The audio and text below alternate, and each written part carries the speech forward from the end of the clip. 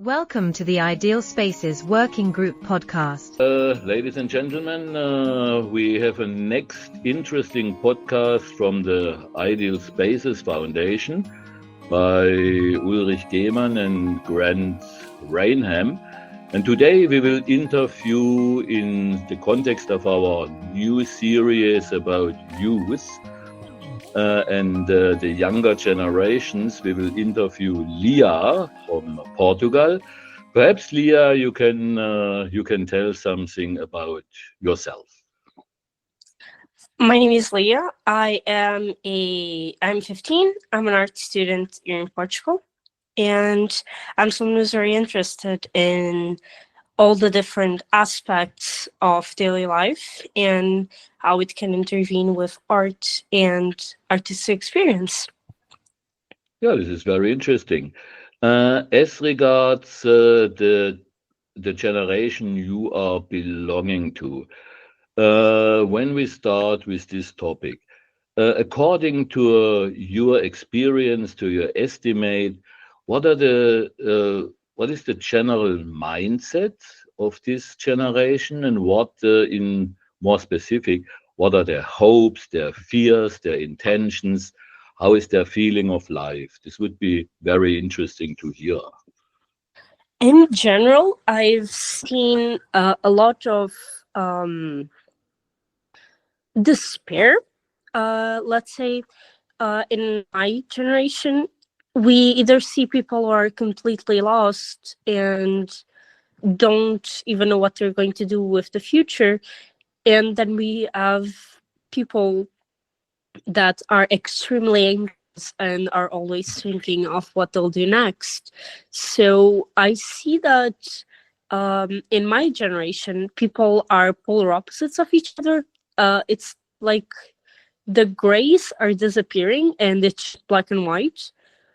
But I hope to that my generation can get past that, though it's a very difficult time, especially with social media, which causes a lot of pressure in my generation. What's about the pressure in social media? Can you describe it a bit more?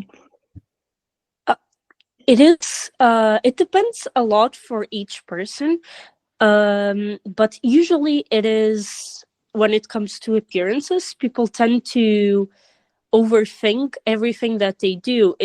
They curate themselves to be able to post in a certain fashion. They have to be specifically that model.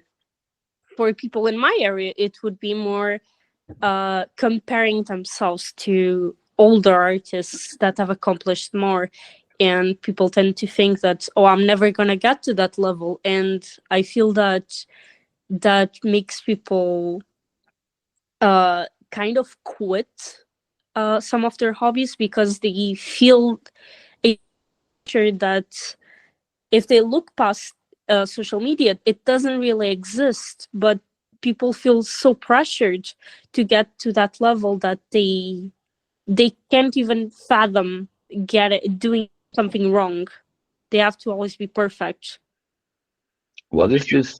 You What think is this your pressure generation? of perfection? Can What is you this repeat? pressure of perfection?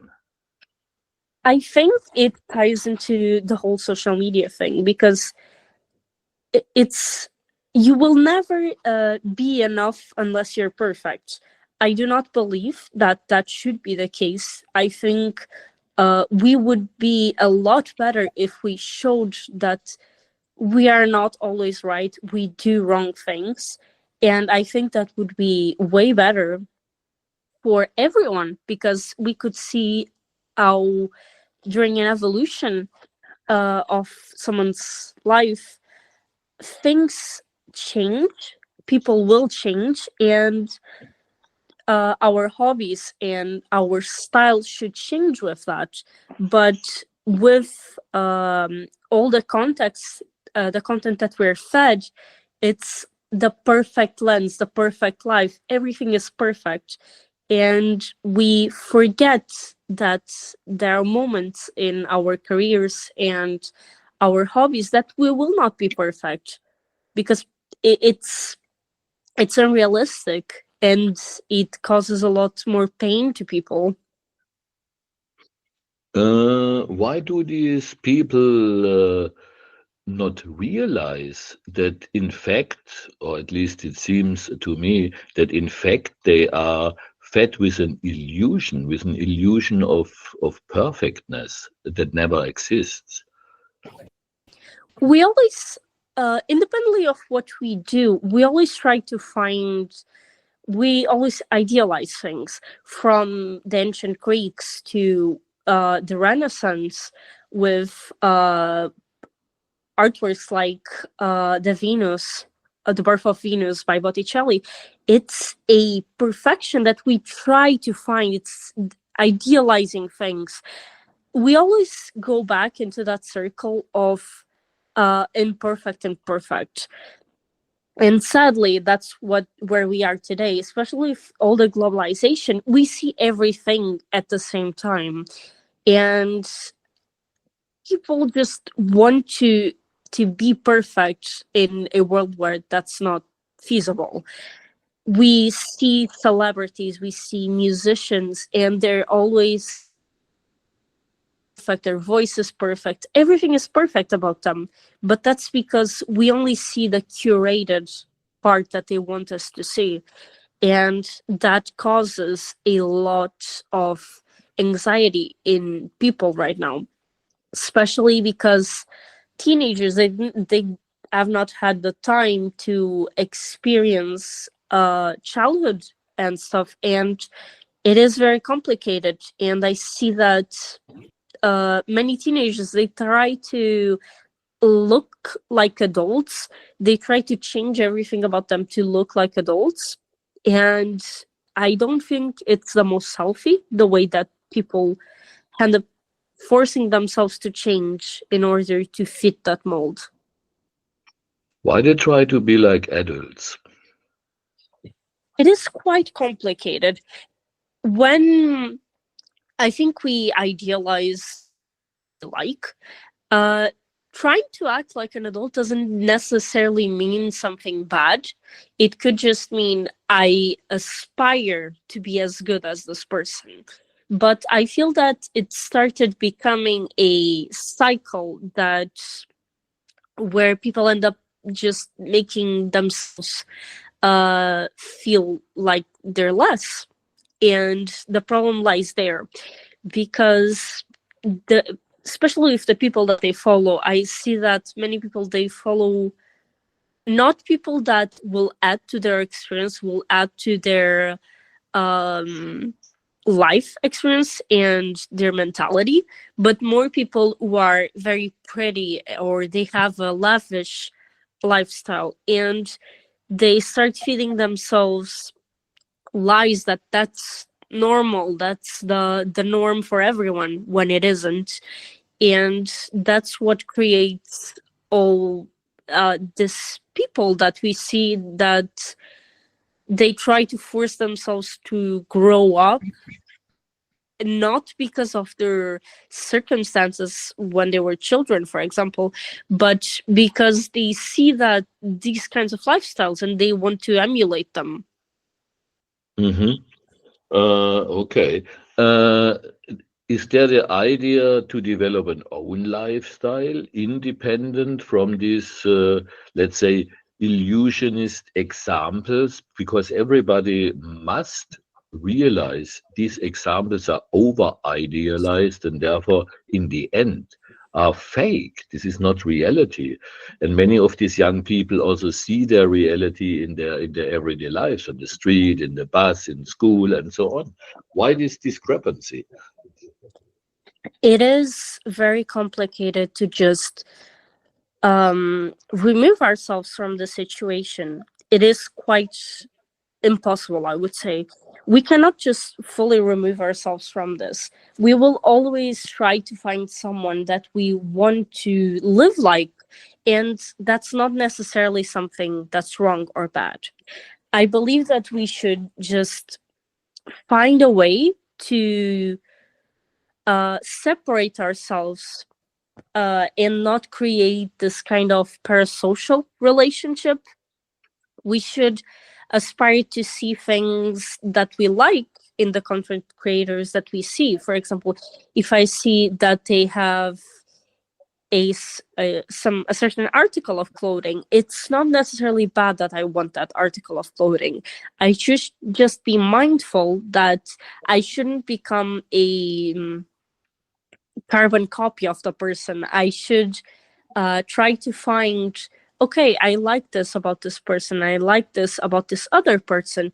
How can I use these things in my life to make my life better and to make it more me? Because many times the problem is that instead of us finding our own path, we try to take someone else's.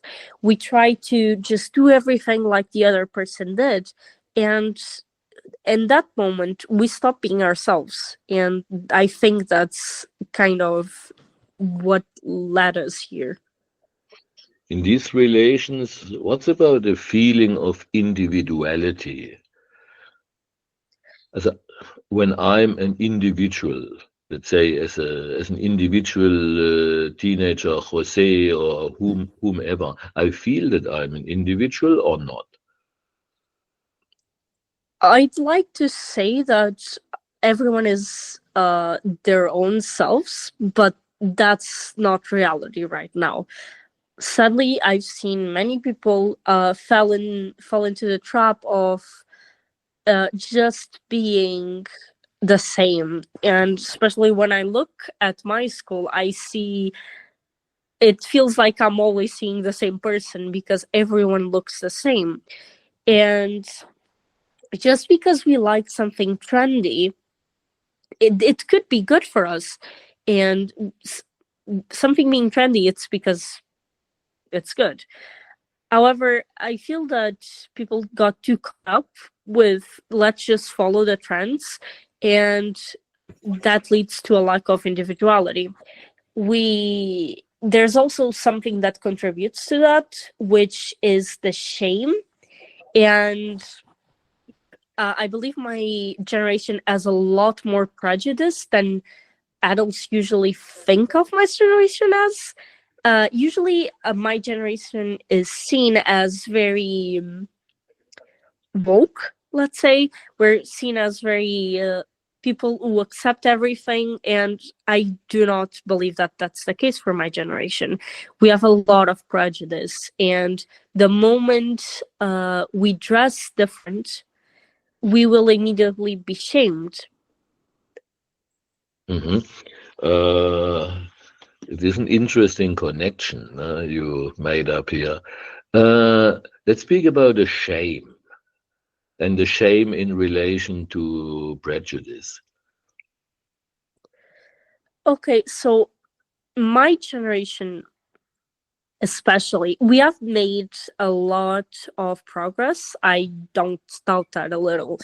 But my generation, they tend to grab these old problems and we just rebrand them. I've seen people using curse words, and they just rebrand them and say it differently so people will not notice that they're saying those words. And that creates a lot more layers to the problem, because many people are being judged and they don't even know. And people start hiding more and more, and they give up on their own style because they know that if they go out, people will judge them. I've seen examples of that in a friend of mine who they've dressed with a gothic style, but they no longer do. They only do if they go out at night or in the weekends, because they're afraid that people will treat them differently if they see them using that outfit. And that creates the death of the personal style, because we start seeing that everyone looks the same. And the more people look the same, the shame will start growing bigger. Because if we always see the same thing, and then those people who still insist on having their personal style stop existing, the shame will grow, and we will start shaming people more and more, which is very sad, because I can't believe in a world where everyone looks the same when we're happy, because I believe that difference is one of the best things that we can have, and it's what makes us human, and it makes us different from animals, because we can actually think on our own and we're not just instincts. This is a very good point. Related to shame, to copying, to this, as we would say, loss of individuality. What are the conceptions, the feelings of happiness in this generation? The copy, the individual, or what is a good life and a happy life for them? I believe that what many of those people are living is a fake sense of happiness, and it's short-term happiness. We see a lot of people who their happiness comes from, for example, getting likes on a picture, but that's very short term. And the moment you don't have that, what is there to fill the hole? There's nothing. I believe that those who actually persevere and insist on their personal style and showing the people what they are inside are the ones who will truly have happiness, because even through the shame, they know that they're their own person. They know that they have things that they accomplished that are good on themselves, and that they don't need the validation of society, at least not as much as others do, and they can actually find things that they're happy with and that will actually give them long-term investment and happiness. Mm-hmm. Mm-hmm. Okay. In these regards, and in this entire context you outlined so far, what are the major hopes of this generation? What they are really and truly longing for? What are their hopes? Huh? Their desires, their hopes, their longing. I think, especially with the crisis that we have, with all the problems in economics and the financial system, I think most people, they just want to know that they have a guarantee that they will get a place in this world. And it is very complicated, because even there's a lot of people that, even if they work, even if they do all these things, they will not have the chance of living a dignified life, which creates a lot of strain. And I see that already starting to show, even in school, even without them knowing,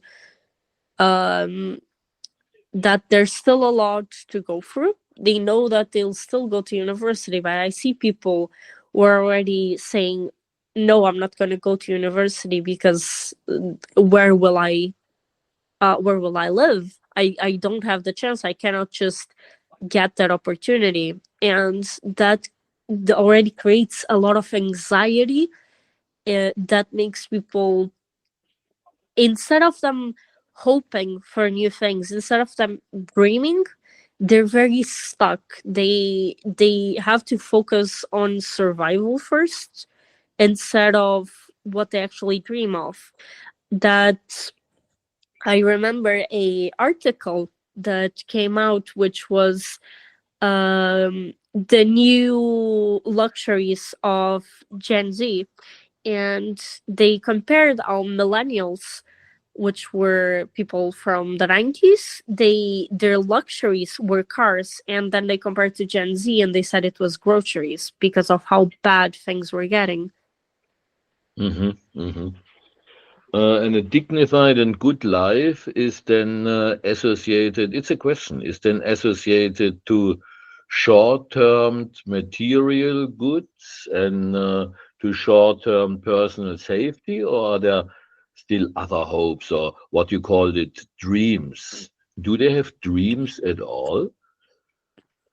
I believe that we have a very big separation in my generation. I believe that those who are way too focused on social media, and but focus on social media in the sense of, let me do this dance videos, let me do this, let me do that, and not like actually something that can add to the conversation, add to something, amount to someone's day.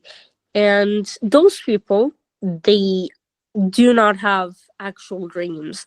Their dreams are very short term. Their dreams are, let me do this now and then I'll do that. It's not, okay, let me work towards this. And then we have people who are actually invested. They have a plan. They know what they want, and they're working towards that. There is people are a lot more careful, and they think a lot more instead of just focusing on the materialistic side of things. And I think that's very important, and believe that we're kind of losing that. Hmm. In this respect, you mentioned they fear to have not a dignified life. What is a dignified life for them? I believe that a dignified life is something that everyone should have the bare minimum, have the access to housing, have the access to enough food, have the access to health, all the things that are necessary to the human life. Then we have the things that obviously we like and want to get. Those are things that I believe we should be able to get. We should be able to be paid enough to be able to enjoy things, because as we advance in our careers, I believe that um people, as they get older, it gets more difficult for them to enjoy these kinds of things. And then we see the difference in what someone that is younger wants and someone that's older wants. Someone that's younger, they want usually a more, they want to explore, they want to go out. And someone older, they may focus more on, let me get a second house or let me get a car. Though those gaps are starting to close because of all the struggle that is being put right now with the financial area. Hmm. Okay. When you try to summarize, in your eyes, the major traits characterizing your generation, the major points in a kind of summary. I've heard this word being thrown around a lot, and I severely disagree with it, which is lazy. I've seen a lot of people calling my generation lazy, but we were the first generation being thrown into the social media hole.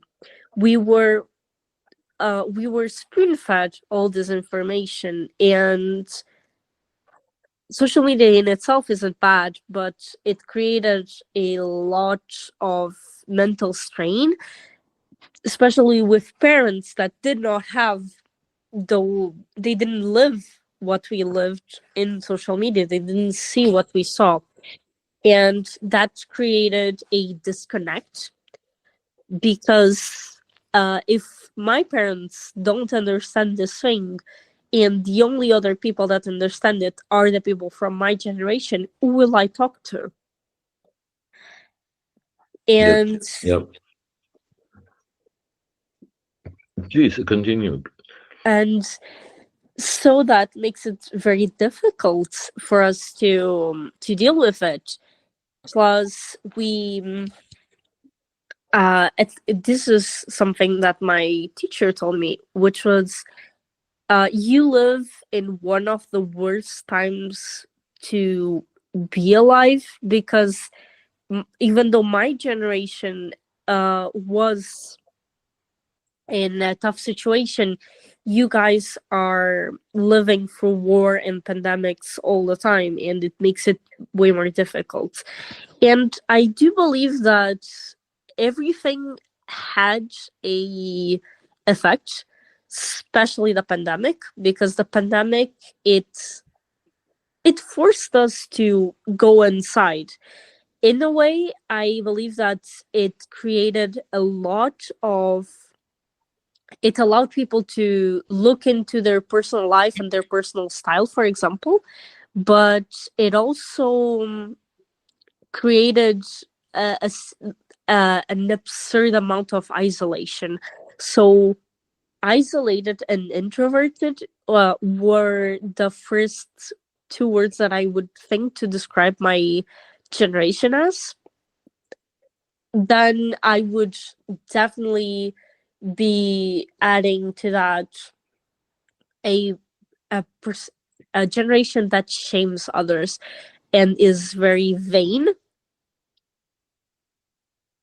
Mm-hmm. But the problem that lies here is, how can I describe a generation that is so polarized? We are in extremely different ends of the spectrum, and how do I describe something that is the exact opposite? It's quite complicated, because uh my generation is either these people are with you, or they're against you, and that makes it very difficult, because there are these people who I could be friends with, and if they knew me for more than how I dress, they would like me, and that creates a lot of difficulty. How can I see these people and say that they're good people when they are the first to shame? I can't see past that. It's very difficult, because I can't even get to know them. Yep. Yep. Uh-huh. In I want to go to another topic you addressed in the beginning. It's about art. Uh, when we have this generation in mind that you described so far, and when we look at art, how art shall look like for this generation? So, what is art for this generation? And the second point, what is your personal interest in art? And third, is there, as regards community aspects, for instance, art in public places, is there a need for art in public places? Could this change something in the perception of the people of your generation? This would be the context I would be really interested in. Yeah, because you addressed it, art. Yes, so especially that is a great point, especially with the rise of AI art. We've seen a lot more creation, but not from people, which is a bit sad. I believe that AI can be something good, but not in this instance. People are selling their courses on how to actually create this kind of art, which is not really art.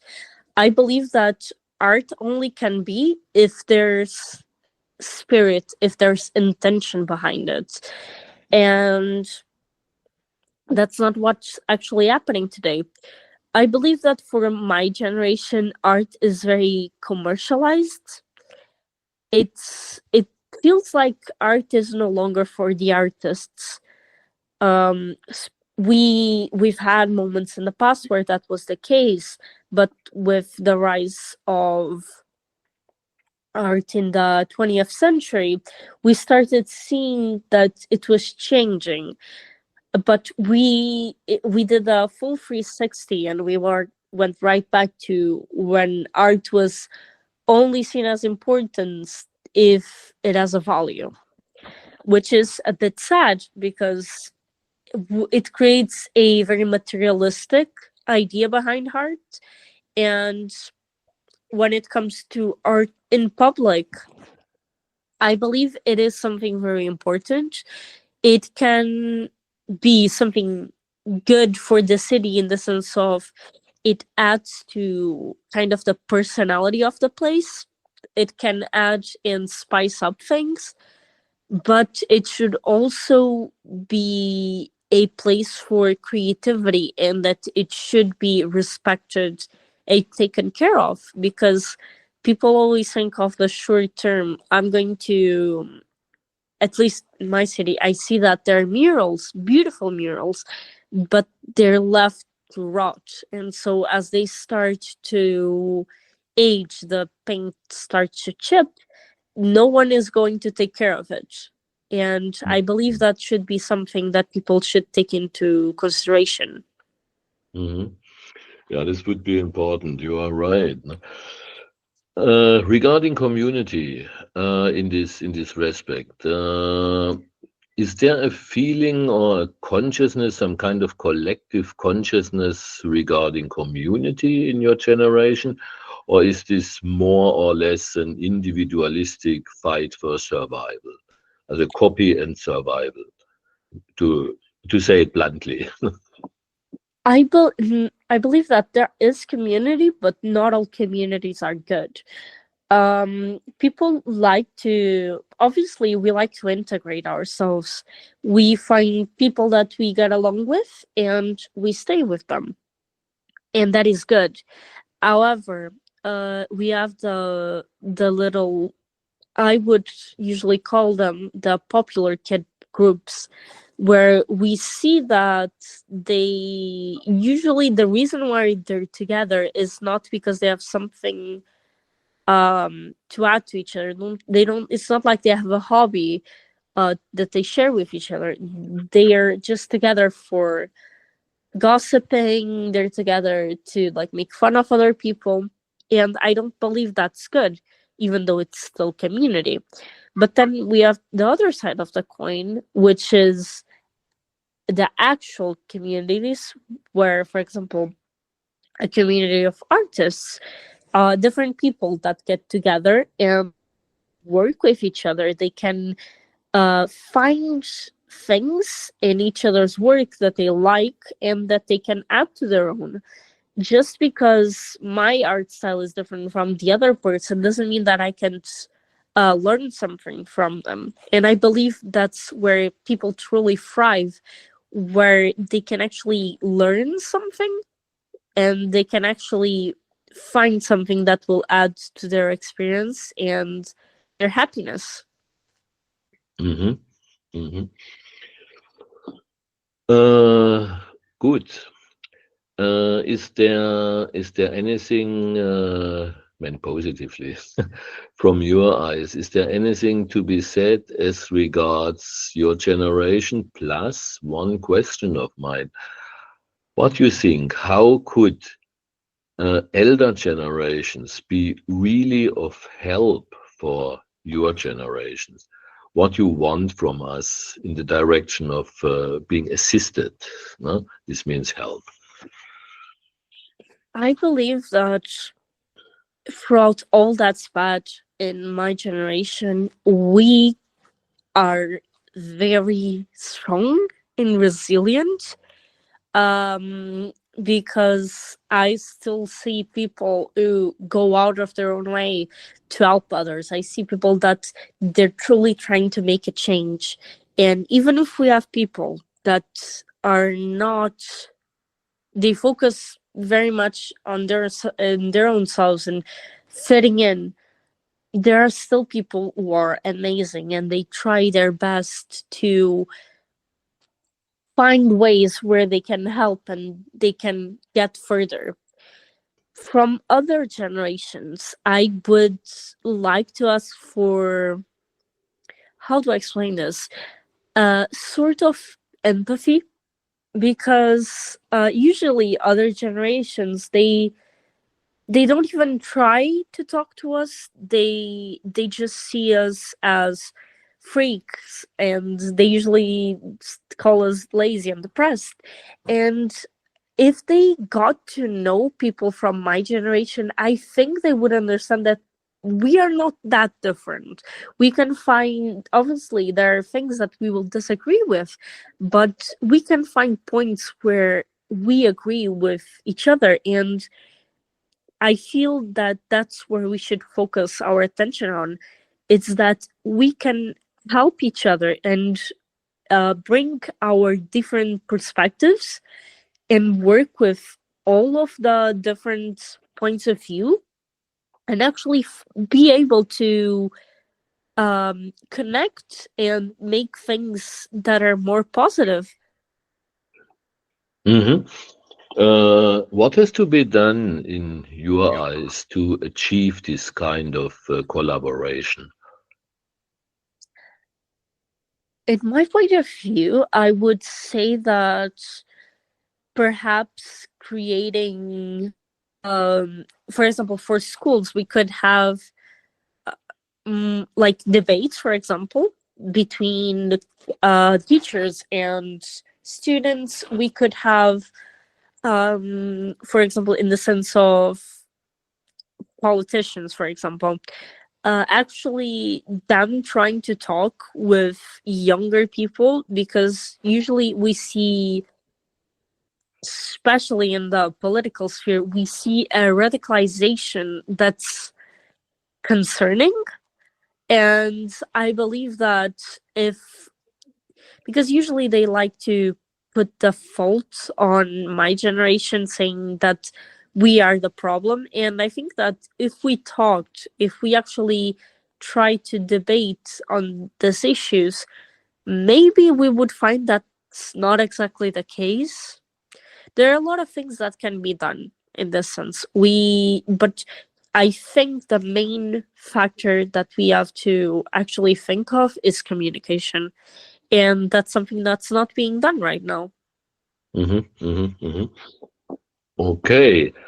Are there any other points in your eyes? Are there any other points of importance you want to add now as important I from would your perspective? I would say that I'd just like to add that my generation, through all the highs and lows, we are just trying to find our place in the world, just like other generations did. And I believe if we weren't as ignored as we are and seen as an immediate threat, we could get further. We could actually be able to help each other, and we would be benefiting of a way better life, and a community that would be better for us. Mm-hmm. Good. Many thanks for these insights. These have been really insights, because as I said in the beginning, Ideal Spaces tries to open up a dialogue to your generation and also to younger generations in the very vicinity of your generation. We really try. Many thanks for this.